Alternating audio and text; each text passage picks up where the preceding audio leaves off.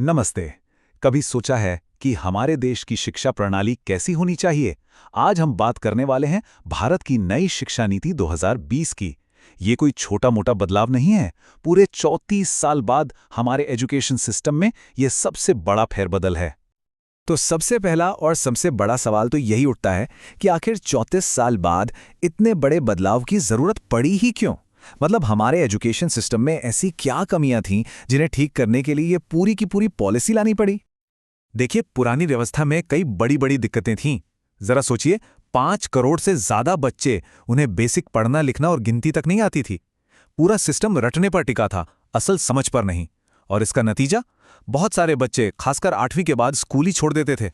और तो और आर्ट्स, साइंस, कॉमर्स, इन सबको ऐसे अलग अलग डिब्बों में बंद कर दिया गया था कि जैसे इनका आपस में कोई लेने देना ही ना हो। तो ये बिल्कुल साफ था कि एक नए रास्ते की जरूरत तो थी।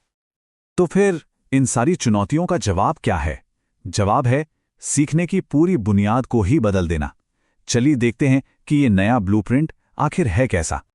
सबसे पहला और सबसे बड़ा बदलाव जो नजर आता है वो है पुराने 10+2 सिस्टम को हटाकर एक नया 5+3+3+4 का ढांचा लाना। इसका सीधा मतलब ये है कि अब फॉर्मल एजुकेशन 6 साल की उम्र से नहीं बल्कि 3 साल की उम्र से ही शुरू हो जाएगी। हाँ, मतलब अब प्री स्कूल भी हमारी मेन स्ट्रीम एजुकेशन का हिस्सा बन गया है। और ऐसा क्यों किया गया? क्योंकि रिसर्च ये बताती है कि किसी भी बच्चे के दिमाग का 85% से ज्यादा विकास 6 साल की उम्र से पहले ही हो जाता है। इसीलिए early childhood care and education, जिसे ECCE भी कहते हैं, इस पूरी पॉलिसी की बुनियाद है। मकसद एकदम साफ है, हर बच्चा जब क्लास 1 में पहुंचे तो वो सीखने के लिए पूरी तरह से तैयार हो। तो ये 5+3+3+4 असल में है क्या? चलिए इसे तोड़कर समझते हैं। पहला है फाउंडेशनल स्टेज, यहां बच्चे खेल खेल में सीखेंगे। फिर आता है प्रिपरेटरी स्टेज, जहां हल्की फुल्की किताबों और एक्टिविटीज के जरिए पढ़ाई होगी। इसके बाद है मिडिल स्टेज, जिसमें सब्जेक्ट टीचर्स आएंगे और कॉन्सेप्ट्स थोड़े गहरे होंगे। और आखिर में है सेकेंडरी स्टेज, जहां स्टूडेंट्स को अपनी पसंद के सब्जेक्ट्स चुनने की पूरी आज़ादी होगी। अच्छा, ढांचा तो बदल गया, लेकिन क्या सिर्फ स्ट्रक्चर बदलने से सब कुछ बदल जाएगा? नहीं, असली बदलाव तो क्लासरूम के अंदर होना है। तो चलिए समझते हैं कि क्लासरूम में क्या बदलने वाला है। ये जो बात पॉलिसी में कही गई है, ये इसकी आत्मा है, इसका सार है कि अब हमें बच्चों को सिर्फ क्या सोचना है ये नहीं सिखाना, बल्कि उन्हें कैसे सोचना है, क्रिटिकली सोचना है, प्रॉब्लम सॉल्व करना है, ये सिखाना होगा। तो देखिए क्लासरूम में बदलाव कैसा दिखेगा।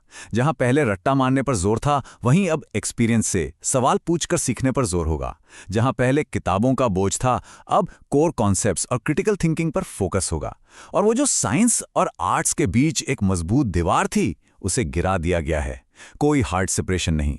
और एक और जरूरी बात, कम से कम क्लास 5 तक पढ़ाई मातृभाषा या लोकल भाषा में होगी, ताकि बच्चे कॉन्सेप्ट्स को अच्छे से पकड़ सकें। मतलब असल में क्या हुआ?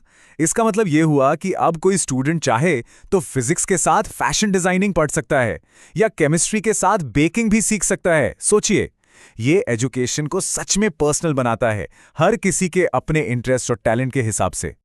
अब जब सीखने का तरीका ही बदल रहा है, तो स्टूडेंट्स को परखने का, उनके असेसमेंट का तरीका भी तो बदलना चाहिए, है ना? बिल्कुल। तो अगला बड़ा बदलाव इसी एरिया में है, यानी असेसमेंट में। तो अब पुराने रिपोर्ट कार्ड को भूल जाइए, जिसमें सिर्फ मार्क्स लिखे होते थे। अब आएगा 360 डिग्री होलिस्टिक प्रोग्रेस कार्ड। ये सिर्फ नंबरों की लिस्ट नहीं होगी, ये बताएगा कि एक स्टूडेंट हर तरह से कैसे ग्रो कर रहा है, उसकी क्रिएटिविटी कैसी है, टीम में कैसे काम करता है, प्रॉब्लम कैसे सॉल्व करता है। और मजे की बात यह है कि इसमें टीचर के साथ साथ स्टूडेंट खुद को और अपने क्लासमेट्स को भी असेस करेगा। और हाँ, सबसे बड़ा सवाल, बोर्ड एग्जाम्स का क्या होगा? तो यहां भी बड़े बदलाव हैं। अब एग्जाम्स रटने की क्षमता को नहीं, बल्कि कोर कॉन्सेप्ट्स की समझ को टेस्ट करेंगे।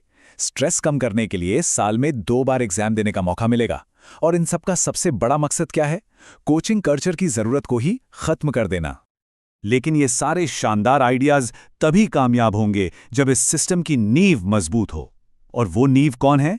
हमारे टीचर्स और हर बच्चे की बुनियादी सीखने की क्षमता। असल में यही तो इस पूरे सिस्टम की धड़कन है। इस पॉलिसी के तहत एक नेशनल मिशन बनाया गया है और इसका लक्ष्य है साल 2025 तक ये पक्का करना कि तीसरी क्लास तक हर बच्चे को पढ़ना लिखना और बेसिक गणित आ जाए। ये सीखने की सबसे पहली और सबसे ज़रूरी सीढ़ी है, जिसके बिना आगे का सफ़र नामुमकिन सा हो जाता है। और हमारे टीचर्स का क्या? उनकी ग्रोथ के लिए भी सोचा गया है। अब हर टीचर के लिए ज़रूरी होगा कि वो हर साल कम से कम 50 घंटे की प्रोफेशनल ट्रेनिंग लें।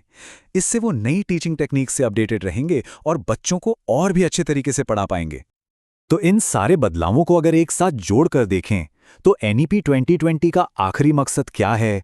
भारत के एजुकेशन का भविष्य कैसा दिखने वाला है? इस पॉलिसी का विजन बहुत बड़ा है।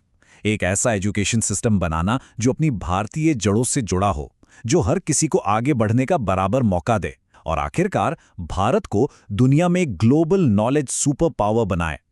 कागज पर तो ये ब्लूप्रिंट बहुत शानदार लगता है, लेकिन असली सवाल ये है कि क्या ये नई रूपरेखा वाकई ऐसे लर्नर्स की एक पीढ़ी तैयार कर पाएगी जो इनोवेटिव हों, जो सिर्फ जवाब रटना नहीं बल्कि सही सवाल पूछना सीखें, एक ऐसी पीढ़ी जो जिंदगी भर सीखने के लिए तैयार हो?